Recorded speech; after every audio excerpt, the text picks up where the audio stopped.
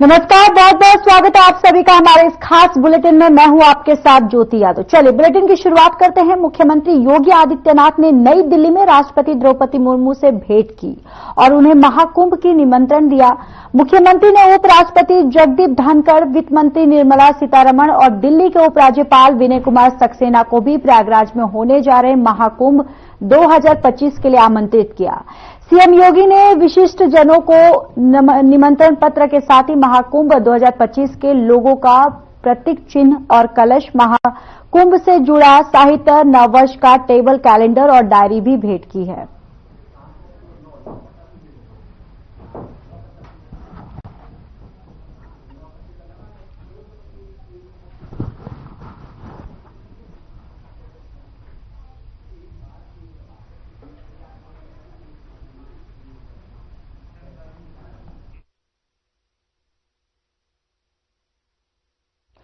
उत्तर प्रदेश सरकार महाकुंभ के लिए 7 स्तरीय सुरक्षा व्यवस्था स्थापित किया है। उत्तर प्रदेश सरकार ने कहा कि महाकुंभ के लिए प्रयागराज आने वाले 40 करोड़ से अधिक लोगों की सुरक्षा सुनिश्चित करने के लिए 7 स्तरीय सुरक्षा घेरा स्थापित किया गया। स्थानीय प्राधिकारियों ने शहरी और ग्रामीण दोनों क्षेत्रों के साथ साथ रेलवे स्टेशनों, बस टर्मिनलों और हवाई अड्डों और अन्य प्रमुख मार्गों के पास अस्थायी पुलिस स्टेशन और चौकियां स्थापित की। प्रांतीय सशस्त्र पुलिस बल, राष्ट्रीय आपदा प्रतिक्रिया बल, केंद्रीय सशस्त्र पुलिस बल, बीडीडी और एएस चेक टीमों की तैनाती और सुरक्षा को और भी मजबूत किया गया है। और आपको ये भी बताते चले कि यहां पर शहरी और ग्रामीण क्षेत्रों के लिए इकाइयां आरक्षित रखी जाएंगी।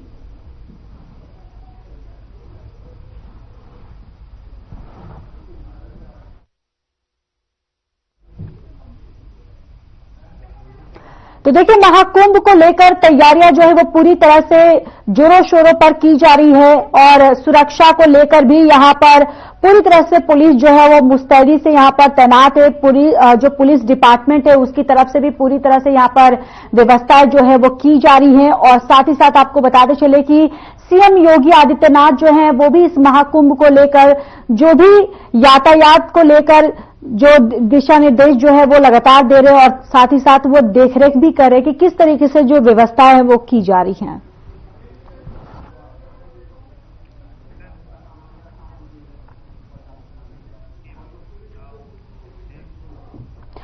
यूपी में बीजेपी के नए जिलाध्यक्ष 15 जनवरी तक घोषित किए जा सकेंगे और प्रदेश के जिलाध्यक्षों की नियुक्ति के लिए मंडल अध्यक्षों का गठन जारी है। बीजेपी अब जल्द ही अपने जिलाध्यक्षों का चयन करने की प्रक्रिया पूरी करेगी। मीडिया रिपोर्ट के मुताबिक 15 जनवरी के आसपास नए जिलाध्यक्षों के नाम घोषित कर दिए जाएंगे। इसके साथ ही जनवरी महीने में यूपी बीजेपी को नया प्रदेश अध्यक्ष भी मिल सकता है। रविवार को दिल्ली में बीजेपी की एक महत्वपूर्ण बैठक हुई जिसमें संगठन चुनाव से जुड़े कई मुद्दों पर चर्चा की गई। जिला अध्यक्षों के चुनाव की प्रक्रिया को तेज करने के लिए मंडल अध्यक्षों के नामों की घोषणा भी रविवार रात से शुरू हो गई है। रविवार को दिल्ली में बीजेपी की एक महत्वपूर्ण बैठक हुई जिसमें आगे की चुनाव प्रक्रिया पर चर्चा हुई और इस बैठक में बीजेपी अध्यक्ष जेपी नड्डा, राष्ट्रीय महामंत्री संगठन बीएल संतोष और राष्ट्रीय चुनाव अधिकारी डॉक्टर के लक्ष्मण मौजूद थे। डॉक्टर लक्ष्मण ने आगे की चुनाव प्रक्रिया को लेकर जानकारी दी है और इसे तेज करने की बात कही है। बैठक में प्रदेश के चुनाव अधिकारी डॉक्टर महेंद्र नाथ पांडेय और प्रदेश अध्यक्ष भूपेंद्र सिंह चौधरी और प्रदेश महामंत्री संगठन धर्मपाल सिंह भी शामिल हुए।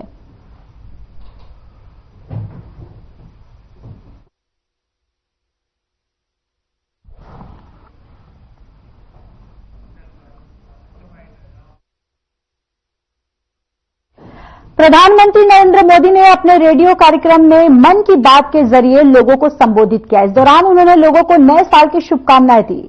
इसके अलावा पीएम मोदी ने संविधान पर भी बात की है। मन की बात के 170वें एपिसोड में पीएम मोदी ने कहा कि 2025 में 26 जनवरी को हमारे संविधान को लागू हुए 75 वर्ष होने जा रहा है। ये सभी के लिए बहुत गौरव की बात है और हमारे संविधान निर्माताओं ने हमें जो संविधान सौंपा है वो समय की हर कसौटी पर खरा उतरा है। संविधान हमारे लिए दिशा दिखाने वाली रोशनी है, हमारा मार्गदर्शक है। ये भारत का संविधान ही है जिसकी वजह से वो आज यहां है। संविधान को लागू हुए 75 वर्ष होने जा रहे हैं। हम सभी के लिए बहुत गौरव की बात है। हमारे संविधान निर्माताओं ने हमें जो संविधान सौंपा है वो समय की हर कसौटी पर खरा उतरा है। संविधान हमारे लिए गाइडिंग लाइट है, हमारा मार्गदर्शक है। ये भारत का संविधान ही है जिसकी वजह से मैं आज यहां हूं, आपसे बात कर पा रहा हूं। इस साल 26 नवंबर को संविधान दिवस से एक साल तक चलने वाली कई एक्टिविटीज शुरू हुई हैं। देश के नागरिकों को संविधान की विरासत से जोड़ने के लिए constitution75.com नाम से एक खास वेबसाइट भी बनाई गई है। इसमें आप संविधान की प्रस्तावना पढ़कर अपना वीडियो अपलोड कर सकते हैं। अलग अलग भाषाओं में संविधान पढ़ सकते हैं। संविधान के बारे में प्रश्न भी पूछ सकते हैं। मन की बात के श्रोताओं से, स्कूल में पढ़ने वाले बच्चों से, कॉलेज में जाने वाले युवाओं से मेरा आग्रह है, इस वेबसाइट पर जरूर जाकर देखें, इसका हिस्सा बने। साथियों, अगले महीने 13 तारीख से प्रयागराज में महाकुंभ भी होने जा रहा है। इस समय वहां संगम तट पर जबरदस्त तैयारियां चल रही है।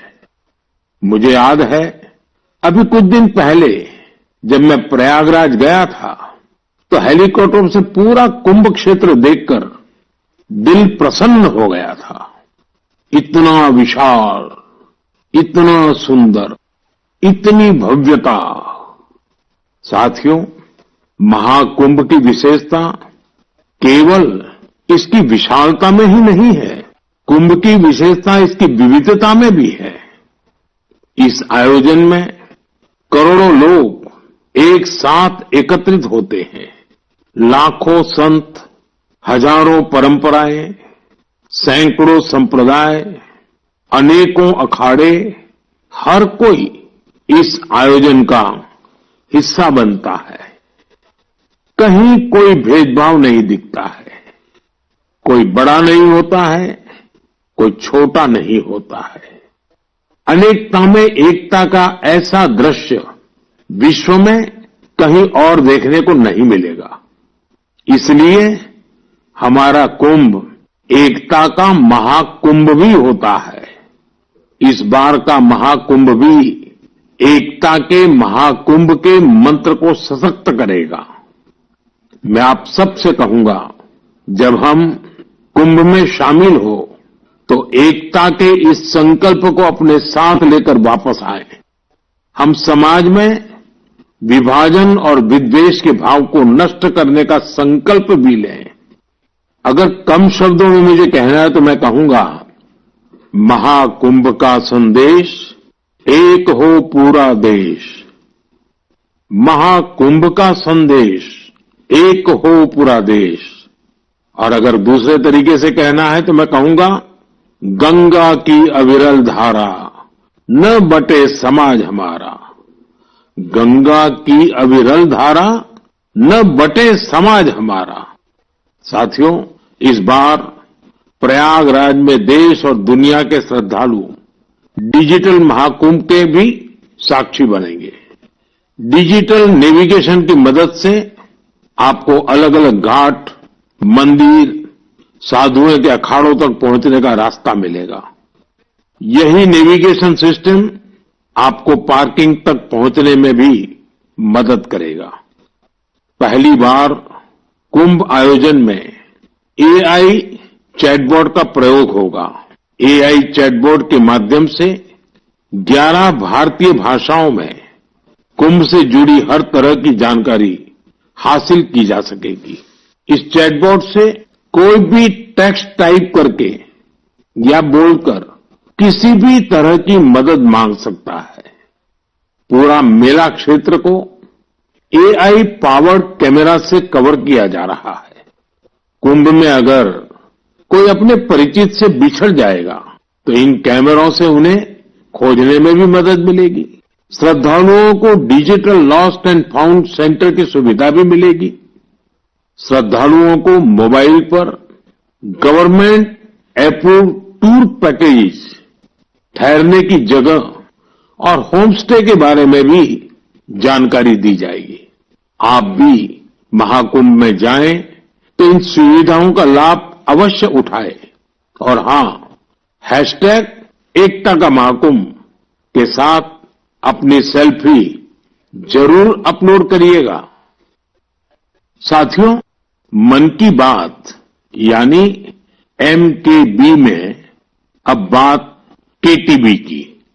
जो बड़े बुजुर्ग हैं, उनमें से बहुत से लोगों को KTB के बारे में पता नहीं होगा, लेकिन जरा बच्चों से पूछिए, KTB उनके बीच बहुत ही सुपरहिट है। KTB यानी क्रश, त्रुश और बाल्टी बॉय।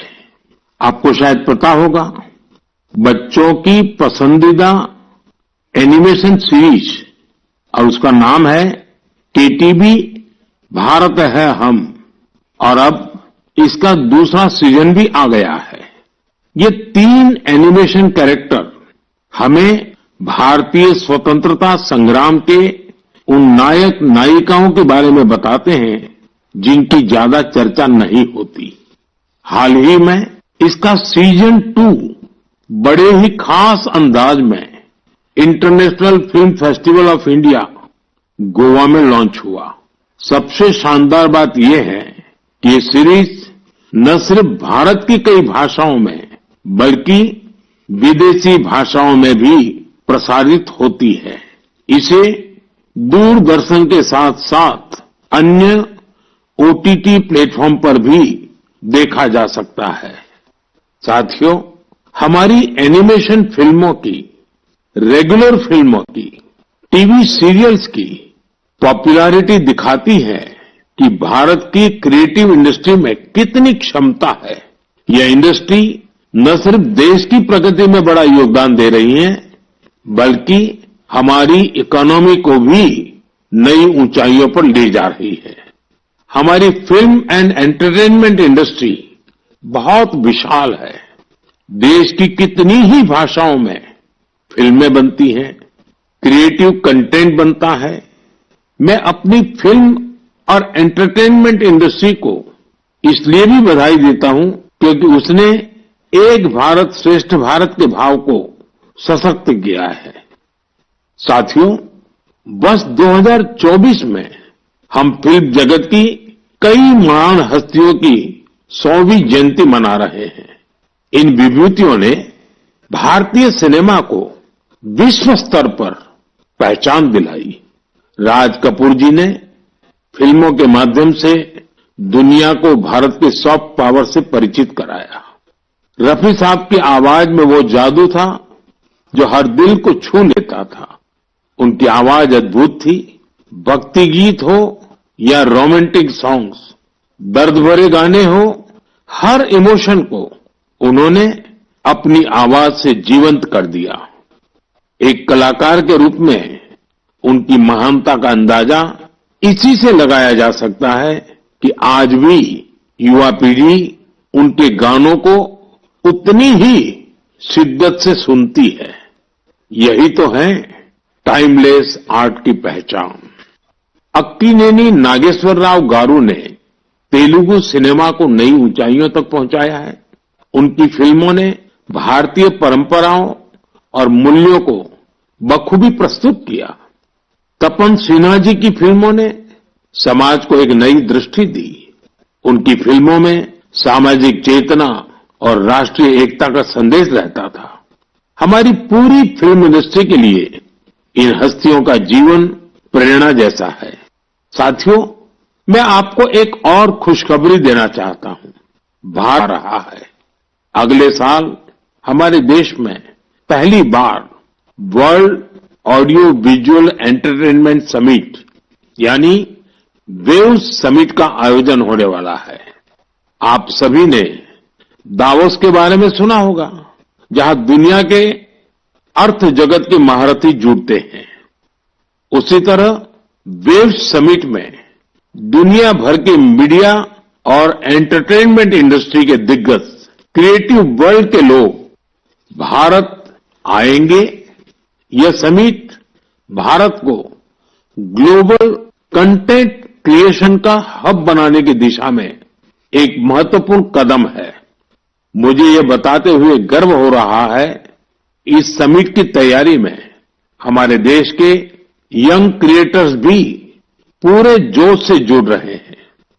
जब हम $5 ट्रिलियन इकोनॉमी की ओर बढ़ रहे हैं, तब हमारी क्रिएटर इकोनॉमी एक नई एनर्जी ला रही है।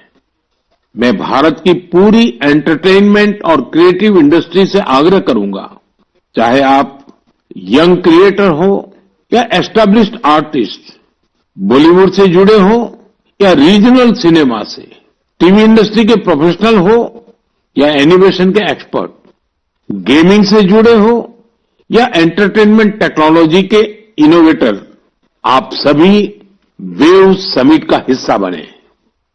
मेरे प्यारे देशवासियों, आप सभी जानते हैं कि भारतीय संस्कृति का प्रकाश आज कैसे दुनिया के कोने कोने में फैल रहा है। आज मैं आपको 3 महाद्वीपों से ऐसे प्रयासों के बारे में बताऊंगा जो हमारी सांस्कृतिक विरासत के वैश्विक विस्तार की गवाह है। ये सभी एक दूसरे से मीलों दूर हैं, लेकिन भारत को जानने और हमारी संस्कृति से सीखने की उनकी ललक एक जैसी है। साथियों, पेंटिंग्स का संसार जितना रंगों से भरा होता है, उतना ही खूबसूरत होता है। आप में से जो लोग टीवी के माध्यम से मन की बात से जुड़े हैं, वे अभी कुछ पेंटिंग्स टीवी पर देख भी सकते हैं। इन पेंटिंग्स में हमारे देवी देवता, नृत्य की कलाएं और महान विभूतियों को देखकर आपको बहुत अच्छा लगेगा।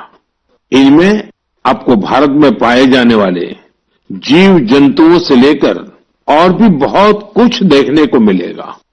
इनमें ताजमहल की एक शानदार पेंटिंग भी शामिल है, जिसे 13 साल की एक बच्ची ने बनाया है। आपको ये जानकर हैरानी होगी कि इस दिव्यांग बच्ची ने अपने मुंह से इस पेंटिंग को तैयार किया है। सबसे दिलचस्प बात यह है कि इन पेंटिंग्स को बनाने वाले भारत के नहीं, बल्कि इजिप्ट के स्टूडेंट्स हैं, वहां के विद्यार्थी हैं। कुछ ही हफ्ते पहले इजिप्ट के करीब 23,000 स्टूडेंट्स ने एक पेंटिंग प्रतियोगिता में हिस्सा लिया था। वहां उन्हें भारत की संस्कृति और दोनों देशों के ऐतिहासिक संबंधों को बताने वाली पेंटिंग तैयार करनी थी। मैं इस प्रतियोगिता में हिस्सा लेने वाले सभी युवाओं की सराहना करता हूं। उनकी क्रिएटिविटी की जितनी भी प्रशंसा की जाए वो कम है। साथियों, दक्षिण अमेरिका का एक देश है पराग्वे। वहां रहने वाले भारतीयों की संख्या 1000 से ज्यादा नहीं होगी। पराग्वे में एक अद्भुत प्रयास हो रहा है। वहां भारतीय दूतावास में Erica Huber free Ayurveda consultation देती है। आयुर्वेद की सलाह लेने के लिए आज उनके पास स्थानीय लोग भी बड़ी संख्या में पहुंच रहे हैं। एरिका ह्यूबर ने भले ही इंजीनियरिंग की पढ़ाई की हो, लेकिन उनका मन तो आयुर्वेद में ही बसता है। उन्होंने आयुर्वेद से जुड़े कोर्सेज किए थे और समय के साथ वे इसमें पारंगत होती चली गई। साथियों, ये हमारे लिए बहुत गर्व की बात है कि दुनिया की सबसे प्राचीन भाषा तमिल है और हर हिंदुस्तानी को इसका गर्व है। दुनिया भर के देशों में इसे सीखने वालों की संख्या लगातार बढ़ रही है। पिछले महीने के आखिर में फिजी में भारत सरकार के सहयोग से तमिल टीचिंग प्रोग्राम शुरू हुआ। बीते 80 वर्षों में यह पहला अवसर है जब फिजी में तमिल के ट्रेन टीचर्स इस भाषा को सिखा रहे हैं। मुझे ये जानकर अच्छा लगा कि आज फिजी के स्टूडेंट्स तमिल भाषा और संस्कृति को सीखने में काफी दिलचस्पी ले रहे हैं। साथियों, ये बातें, ये घटनाएं सिर्फ सफलता की कहानियां नहीं है, ये हमारी सांस्कृतिक विरासत की भी गाथाएं हैं। ये उदाहरण हमें गर्व से भर देते हैं। आर्ट से आयुर्वेद तक और लैंग्वेज से लेकर म्यूजिक तक भारत में इतना कुछ है जो दुनिया में छा रहा है। साथियों, सर्दी के इस मौसम में देश भर से खेल और फिटनेस को लेकर कई एक्टिविटीज हो रही हैं। मुझे खुशी है कि लोग फिटनेस को अपनी दिनचर्या का हिस्सा बना रहे हैं। कश्मीर में स्कीइंग से लेकर गुजरात में पतंगबाजी तक हर तरफ खेल का उत्साह देखने को मिल रहा है। संडे ऑन साइकिल और साइकिलिंग ट्यूसडे जैसे अभियानों से साइकिलिंग को बढ़ावा मिल रहा है। साथियों, अब मैं आपको एक ऐसी अनोखी बात बताना चाहता हूं जो हमारे देश में आ रहे बदलाव और युवा साथियों के जोश और जज्बे का प्रतीक है। क्या आप जानते हैं कि हमारे बस्तर में एक अनूठा ओलंपिक शुरू हुआ है? जी हां, पहली बार हुए बस्तर ओलंपिक से बस्तर में एक नई क्रांति जन्म ले रही है। मेरे लिए ये बहुत ही खुशी की बात है कि बस्तर ओलंपिक का सपना साकार हुआ है। आपको भी ये जानकर अच्छा लगेगा कि यह उस क्षेत्र में हो रहा है जो कभी माओवादी हिंसा का गवाह रहा है। बस्तर ओलंपिक का शुभंकर है वन भैंसा और पहाड़ी मैना।